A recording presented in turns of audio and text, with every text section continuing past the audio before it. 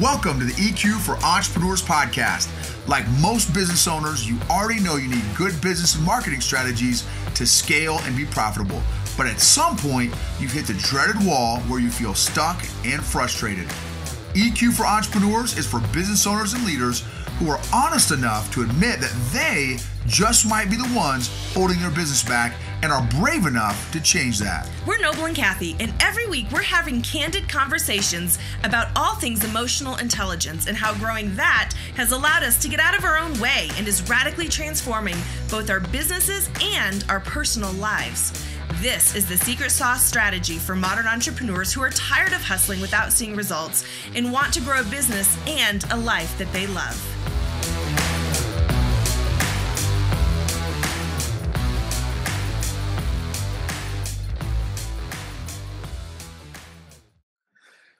What is going on, super duper entrepreneurs, leaders, and influencers?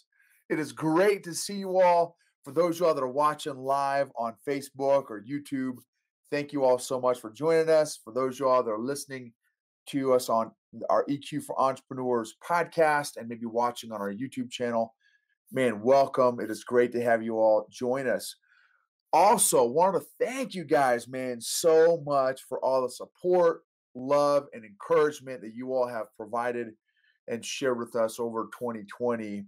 We are so excited, man. We hit over 20,000 downloads on our podcast, and it's been really fascinating. For those of y'all that are maybe tuning in to our podcast around the world, man, welcome.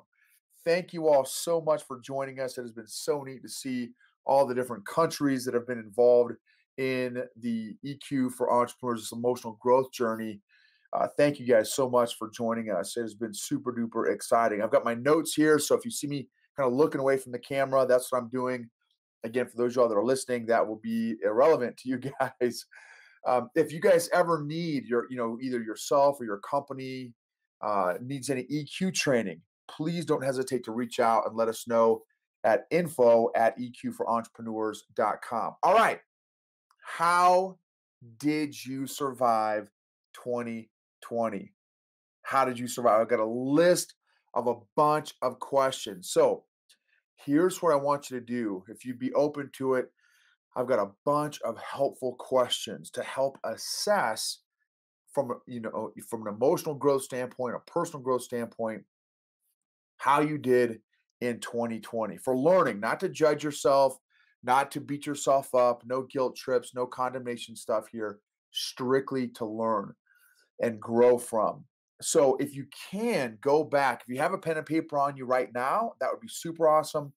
Or you could jot down the questions that I'm going to be asking you so that you can go back through and listen to these questions and then pause after each question and answer the questions, take the time to answer the questions. And I'm going to be sharing my answers as we're going through these questions as well.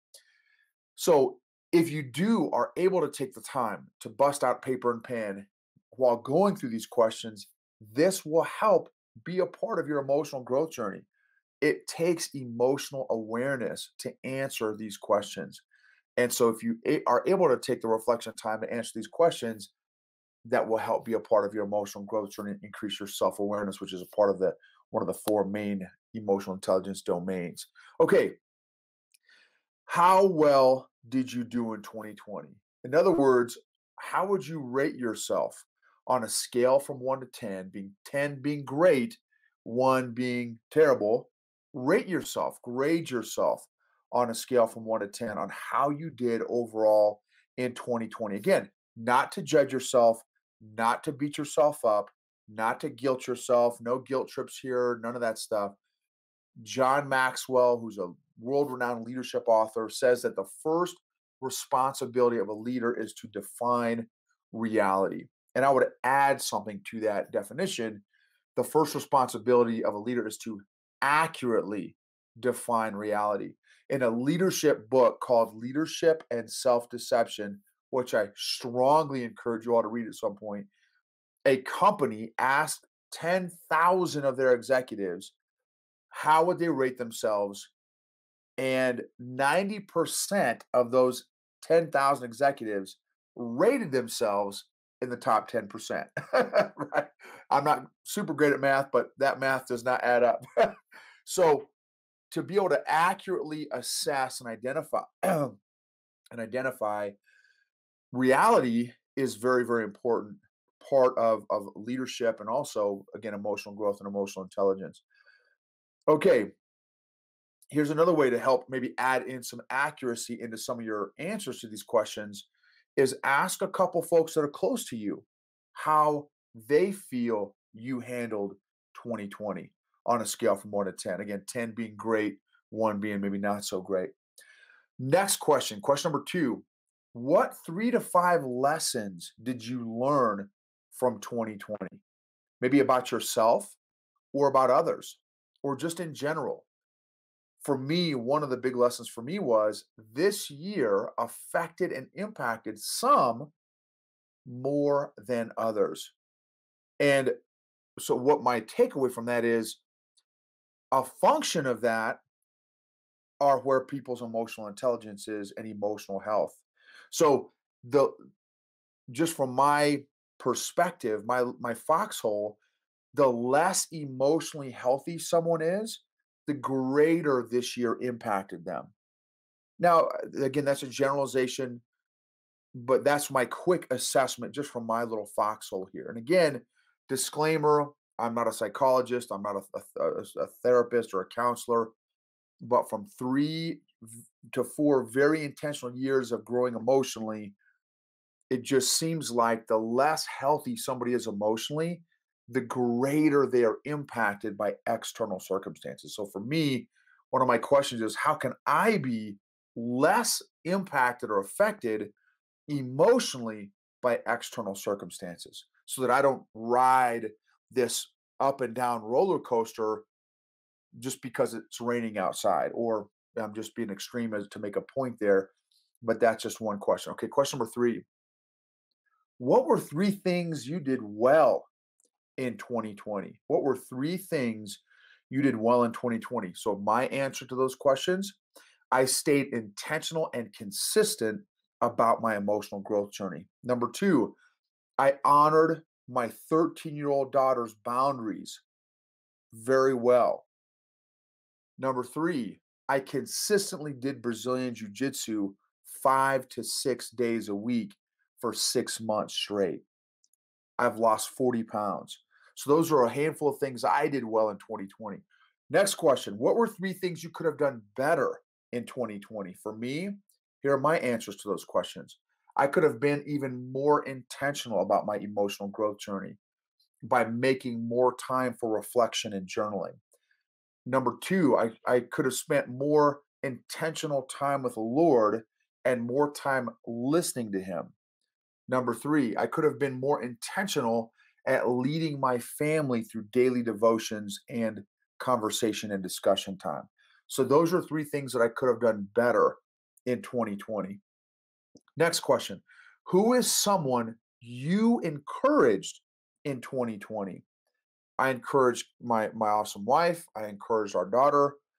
I encouraged a buddy of mine named Zach Thomas. I also tried to encourage my Brazilian Jiu-Jitsu professor, who is the owner and 4-stripe black belt of our gym, Jiu-Jitsu gym, who encouraged me in 2020. So who encouraged you in 2020? That's the next question. Who encouraged you in 2020? My wife, again, my buddy Zach Thomas, another one of my buddies, Scott Criswell, another buddy, Dan Ayers, one of my jiu-jitsu buddies, John Roy, one of my buddies from Australia, Alex Gill, my professor of jiu-jitsu, again, at Prime Brazilian Jiu-Jitsu in Colorado Springs. We have a real close friends of ours, a family by the name of the Leonards. They're part of our homeschool, Classical Conversations homeschool group, have really encouraged me in 2020. And then the Gropners, who is our pastors at Fervent Church, have also really encouraged me. There have been a number of others, but those are folks that have really encouraged me many, many times throughout 2020. Next question, what were 2 or 3 of the relationships that really fulfilled you in 2020? 2 or 3 relationships that really fulfilled you in 2020, which is different than the last 2 questions. So my wife, my relationship with my daughter, and then also, again, a buddy of mine at Brazilian Jiu-Jitsu, started to develop a really neat friendship with him. He's one of my coaches in Jits, a guy named John Roy, again, really great guy. Next question. What is a book or podcast that really encouraged you in 2020? A book or podcast that really encouraged you in 2020. For me, that book was Becoming a King by Morgan Snyder. Becoming a King. It's an excellent, excellent book. I'm still working my way through it. And honestly, I'm going to be working through it all of 2021 as well, in addition to some other books I'm going to be reading. Next one. Next question. What sermon really impacted you? For those of you all that maybe have a faith background, love Jesus. And so what sermon, was there a particular sermon that really impacted you in 2020? I had one that really impacted me from a guy named Justin Gibbons, Gibbons. He's a big giant hunter, hunts big game, who's also a pastor. There was a sermon from a guy named Stephen Furtick, who heads up Elevation Church. And then I've had a number of sermons from our pastor, Pastor Garrett Grappner, from Fervent Church, that have really impacted me as well. And I need to go back and find those specific ones. I think that would be helpful just to have the specific links. Next question. What were 3 great memories you have from 2020? 3 great memories that you have from 2020. For me, I'm going to list a handful of them here. For me, being consistent in Brazilian Jiu-Jitsu the past 6 months, losing 40 pounds, snowboarding with my family. We attended a shooting course at Front Sight near Las Vegas, starting and staying consistent with our podcast, EQ for Entrepreneurs, starting and finishing our very first EQ Accelerator Course, Emotional Intelligence Accelerator Course, reaching over 20,000 downloads in our podcast, doing a speaking engagement for one of my friends and college classmates, Colonel Eric Lopez, his U.S. Army recruiting command staff. That was great. We did a speaking engagement on emotional intelligence for him. It was great. Had a great time, great experience doing that. We cut another great memory of 2020. We cut $90,000 from our income this year. We cut $90,000 from our income this year. Now you may think, how is that a good memory? There's a lot more to that story that we will share at some point, but it has actually been a tremendous blessing in a really neat way of why that's a great memory. I led a Bible study and discussion group in 2020, and I also attended a men's conference. That was a great experience as well for me in 2020. Next question, what are 5 to 10 emotions you feel when you're thinking about 2020? 5 to 10 emotions that you feel when thinking about 2020. Anxiety. Here's my answers. Anxiety, excitement, faith, rest, reset, trust, empowered. I would add fulfilling, encouraging, depressing are a handful of the emotions that I have felt about 2020. And at different times throughout the year, right? Some of those are more prevalent during some of the months. Some of those are more prevalent in other of the months. Next question. What are 2 or 3 strengths you observed about yourself in 2020? What are 2 or 3 strengths that you observed about yourself in 2020? For me, a few of them: resilience, tenacity, and consistency. Now, the consistency one, for those of you all who don't know me, is actually a huge positive for me, because normally in some areas of my life, I have not been consistent. And what I did not know was there were some emotional reasons, deep-seated emotional reasons, why I was not consistent. As I've grown and changed and improved in my emotional health, guess what's gotten better? My consistency in a number of different areas. So that's a huge one for me to be able to say consistency. And also my personality. Some personalities maybe are more prone to be consistent than other personalities. My particular personality has more challenges with being consistent, and so I'm so thankful that I can honestly say that this year one of my strengths has been consistency. Next question. What lessons or priorities do you want to take with you into 2021? What lessons or priorities do you want to take with you into 2021? For me, here are a few of mine, a handful of mine. I don't want God to bless me with what I'm doing. Rather, I want to do what He's doing and be sensitive to notice what He's doing. So rather than say, hey, God, this is what I'm going to do, I want you to bless me. No, hey, God, what are you doing? I want to be sensitive enough to be able to identify what He's doing and then be able to participate in what He's doing versus, revolving around me. Next one, increase my faith and trust and dependency in God. These are my answers now. Another one, continue to heal emotionally with my relationship with food. For those of y'all that have seen a couple of my episodes, I've shared about some of my dysfunction with food. It was one of my emotional coping mechanisms. I had a very, very unhealthy relationship with food for most of my life because that was one of the coping mechanisms that I observed my father have. My dad he overate all the time. And only after my emotional growth journey have I been able to lose 40 pounds. So I'm not all the way healed yet though from my relationship with food. So I've got to still work in that area. Next one, provide the best possible quality products on assisting leaders, companies, and military folks to become as emotionally healthy as possible. So those are some lessons and priorities I want to take with me into 2021. Next question, what are one or two things you want to stop doing in 2021? What are one or two things you want to stop doing in 2021? Let me share a few of mine. Number one, spend less time on social media and make it more intentional time. So the time that I do spend, I want it to be more intentional. So spend less time on social media, and the time I do spend, make it more intentional. Next one, I want to stop operating out of my false self of people pleasing. I'm a recovering people pleaser addict, and so I want to really start getting to a place where I'm not making decisions from or operating out of my false self of people pleasing. I also want to stop seeking approval, validation, or affirmation from other people.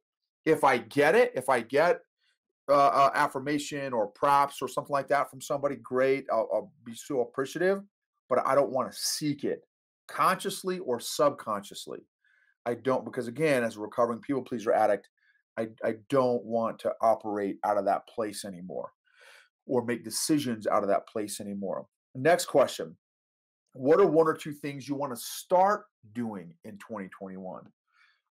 For me, I want to schedule more intentional reflection time, not only personally as a man, but also as a family, to have some family reflection times. And then I also want to finish my book in 2021. I'm writing a book right now on all my lessons learned so far from my emotional growth journey, and I want to share that. I'm putting it in a book right now, and so that's why I want to finish my book in 2021. Next question: what were two or three activities that were really helpful for you in coping or recharging in 2020? What were two or three activities that were really helpful for you coping or recharging in 2020? So for me, praying and reading the Bible were really helpful for me in maintaining perspective and spiritual and emotional health. Next one, talking to my wife daily about our emotional growth lessons and our emotional growth journey was tremendously helpful for me. Next one, actually processing and not stuffing and avoiding my emotions and feelings. So allowing myself to identify and think about and process and feel those emotions that would come up. And then another thing that was super helpful for me in coping or recharging in 2020 was Brazil. It has been Brazilian Jiu Jitsu. It helps me out in so many different ways, physically, mentally, emotionally, spiritually, so many different ways it's helpful for me. Next question. What is one question you want to take with you into 2021? What is one question you want to take with you into 2021? So here are just a handful. I'm not saying these are the ones that need to be whatever, but just some for me. Who am I becoming? Who am I becoming? Another one. How can I deepen my relationship with the Lord? How can I be more intentional about my relationships this year? How can I become more emotionally healthy this year? Who can I serve this year? What's one thing I can learn this year? What is worth mastering this year? What is worth mastering this year? Now, we will actually be hosting a live workshop on Zoom on Tuesday, December 29th at 8 p.m. Eastern Time. So that's again Tuesday, December 29th at 8 p.m. Eastern Time on Zoom. How to emotionally process 2020 and how to get and set emotionally healthy goals in 2021. So that's going to be December 29th, Tuesday at 8 p.m. Eastern Time. We'd love for you to join us. You can check that out at eqforentrepreneurs.com/2020. eqforentrepreneurs.com/2020. Again, if you're able to go back and listen to this podcast, listen to this episode when you're sitting down, so you can take time to pause after each of the questions and write down each of those questions so that you can reflect on them and answer those questions, that will be a tremendous value to you. Remember, emotionally healthy people help heal other people emotionally. And again, we'd love to have you on our workshop on Tuesday, December 29th at 8 p.m. Eastern Time, where we will be discussing how to emotionally process 2020 and how to set emotionally healthy goals. And again, you can check emotionally healthy goals in 2021, and you can check out more details on that by visiting eqforentrepreneurs.com/2020.